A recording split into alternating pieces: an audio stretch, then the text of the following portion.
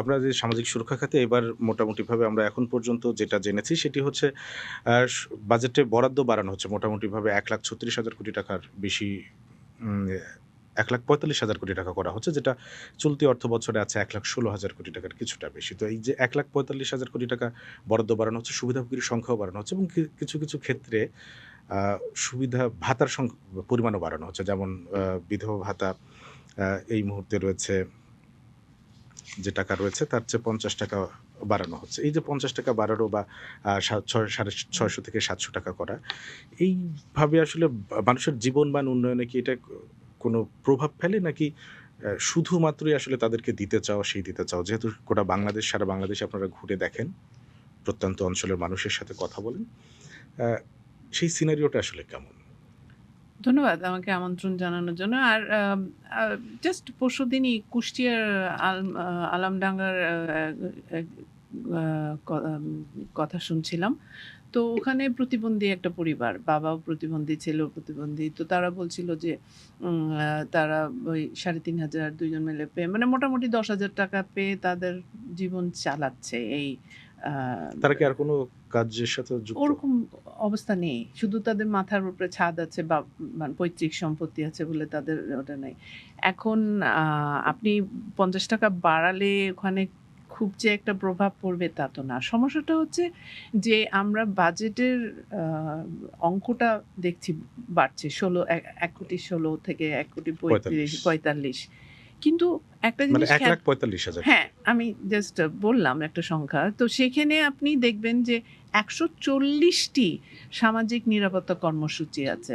সেই সামাজিক নিরাপত্তা কর্মসূচিগুলো আলাদা, আলাদা করে আপনি এখানে এই এত লাখ কোটি বাড়ালেও দিন শেষে ওই ৫০ টাকা ১০০ টাকা বাড়লে যাকে দেওয়া হচ্ছে তার কতটা কার্যকারী হচ্ছে। অবশ্যই এটা তার প্রয়োজন। কিন্তু আমরা তাকে দারিদ্র্য সীমারেখায় যেন সে নিচে পড়ে না যায় সেখানে রাখার চেষ্টা করছি। কিন্তু এই মানুষগুলো প্রান্তিক বলেন, যুব বলেন, নারী বলেন, বিভিন্ন এলাকার মানুষ বলেন, তারা তো ওই আপনার কাছে দয়া দক্ষিণা চাচ্ছে না। তারা তো সুযোগ চাচ্ছে যেন তাদের জীবনটাকে গড়ে তারা সামনে নিয়ে যেতে পারে এবং দেশের জন্যও কিছু কন্ট্রিবিউট করতে পারে। ঠিক আছে? সেক্ষেত্রে তো পরবর্তীতে এবং আপনি এরকম একটি সুযোগ হলে জিনিস তো সামাজিক সুরক্ষা খাতের ব্যয়টাও কমানো সম্ভব। অবশ্যই। এবং আপনি একটু আগে যেটা বললেন যে আমি আবার আপনার আগের প্রশ্ন আসি যে বিধবাদের জন্য যে ভাতা। দেখেন বিধবাদের জন্য যে ভাতাটা সেটা আ গ্রাম এবং শহর এর মধ্যে কিন্তু বিশাল পার্থক্য। এবং গ্রাম ভিত্তিক হলো প্রায় ৭০% গ্রামে পায়। কিন্তু শহর ভিত্তিক আরবান পুয়ার তারা আবার পায় না এবং তার জীবনে কিন্তু সমস্যা রয়েই যাচ্ছে। কেন নারীর যে অবস্থান, তার যে সম্পদ সব জায়গা দিয়ে যদি চিন্তা করেন, এখানে বন্টনের একটা বিষয় আছে। আর আপনাকে one size fit all করলে হবে না। আপনাকে বুঝতে হবে যে কর্মসূচিগুলোকে কার জন্যে এবং কোথায় কিভাবে আমরা প্রয়োগ করব। অঞ্চলভিত্তিক তো বিশেষ গুরুত্ব দেওয়ার। খুবই দরকার। কেন আমরা জানি যে আমাদের উপকূলে আ অবস্থা একরকম, তারপরে জলবায়ু পরিবর্তনের কারণে আরেকটি হলো যে এইসব পাহাড় এলাকায় সমতলও তো আলাদা। জি, পাহাড় বলেন, সমতল বলেন, উপকূল বলেন।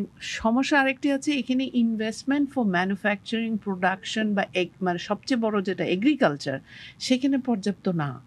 তো আপনি যদি ওখানে বিনিয়োগ না করেন, আপনি তো কর্মসংস্থান তৈরি করছেন না।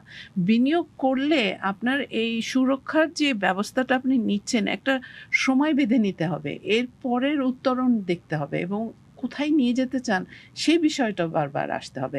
আমরা সাধুবাদ জানাই যে ওনারা ফ্যামিলি কার্ড করছেন, কৃষি কার্ড করছেন। কিন্তু দেখতে হবে এটা মনিটরিংটা এবং এটা কারা পাচ্ছে। আসলেও এখানে যেন কোনো রকম প্রভাব খাটিয়ে যে যার প্রাপ্য তাকে বাদ দিয়ে অন্যদের না দেওয়া হয়। এটা কিন্তু খুবই গুরুত্বপূর্ণ। এখানে কারাপশন, তারপরে আপনার এই নেওয়ার জন্যে আপনি ৳২,৫০০ নেওয়ার জন্যে আউট অফ পকেট যদি ৳৫০০ দিয়ে আসেন, ৳২,৫০০ সরকার বলছে আর আমি পাচ্ছি ৳২,০০০। প্রথমেই তো এখানে এই একটা প্রবণতাটা কি আপনাদের চোখে কমেছে মনে হয়? আ কমেছে বলতে আমি যেটা জানি যে এই সমস্যাটা খুবই দৃঢ় এবং মানে গভীরে দিন, দিন কি আরো এবং বাড়ছে এখন এরকমই? না বাড়াটা মানে এটা তো institutionalize হয়ে গেছে। মানে এটা আছে, মেনে নিয়েছে, এবং আপনি এভাবে যদি সেই চলছে। কর্মকর্তা হন যার কাছ থেকে আমার নিতে হবে, সে ধরেই নিচ্ছে যে এই এটা চালু থাকবে, এই প্র্যাকটিসটাই জায়েজ, এবং আপনি সেটা করবেন। আপা, স্যার যেটি বলছিলেন যে আসলে কর্মসংস্থান এবং প্রান্তিক মানুষকে আসলে সমান সুযোগ দিয়ে সেই সমৃদ্ধির পথে এগিয়ে নিয়ে যাওয়া, আমরা সবসময় আসলে বলেও থাকি আসলে কেউ পিছিয়ে থাকবে না। সেই জায়গা থেকে অঞ্চল ভিত্তিক কোনো কর্ম পরিকল্পনা নেওয়া যায় যেভাবে আসলে সামাজিক সুরক্ষা খাতের বরাদ্দ ব্যয়টা আসলে বিনিয়োগে রূপান্তর করা সম্ভব? আমার তো মনে হয় অবশ্যই সম্ভব। কেন, আপনি যদি আপনার অঞ্চলগুলোকে বুঝেন, যেমন আমরা একেবারে সাধারণ মানুষের সঙ্গে কাজ করি। যখন আমরা কাজ করতে যাই ওনাদের সঙ্গে আমরা বসে আলাপ আলোচনা করি।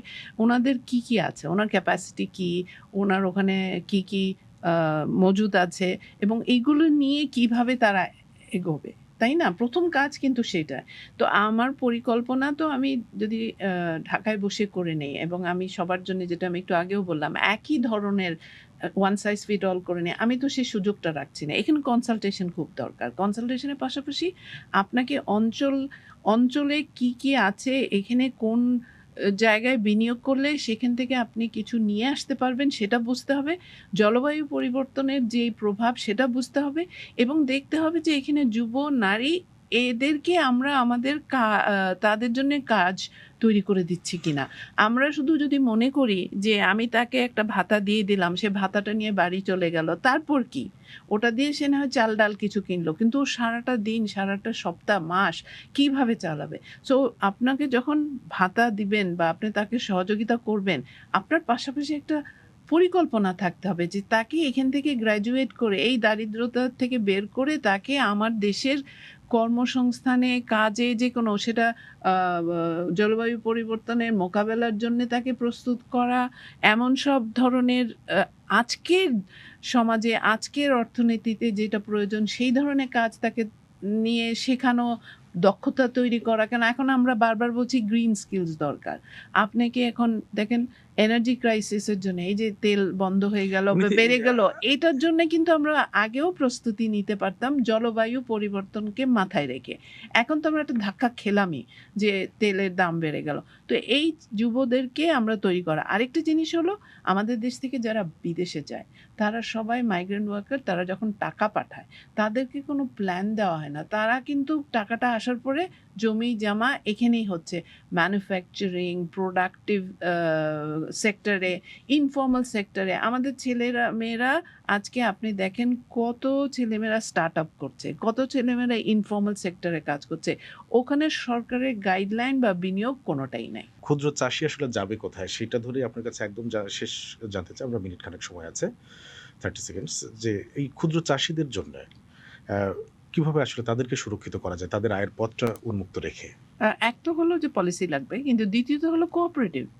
পৃথিবীতে যখন আপনি প্রাইভেট সেক্টর, কর্পোরেটকে তো আপনি বন্ধ করবেন না, কিন্তু আপনি যদি কোঅপারেটিভ, ক্ষুদ্র চাষীদের কোঅপারেটিভ করে দেন, অন্তত তাদের জন্য কিছুটা সেফটি নেট এবং সিকিউরিটি থাকবে, যে এবং তারা যখন একত্রিত হয়ে, তখন জমিটা বড় হবে, কাজটার সুযোগ হবে, এবং তাদের বার্গেনিং পাওয়ার বাড়বে, তাদের মার্কেটিং করার সুযোগ থাকবে নানানভাবে। আপনাকে 30 সেকেন্ডে বলা, বাট এখানে পলিসি, কোঅর্ডিনেশন, এবং সবচেয়ে বড় জিনিস হলো রাজনৈতিক সদিচ্ছা থাকতে হবে যে এই মানুষগুলোর জন্যে কাজ করতে চায়। ধন্যবাদ আপনাদের দুজনকে, ধন্যবাদ আমাদের এই বিশেষ আয়োজনে যুক্ত হওয়ার জন্য।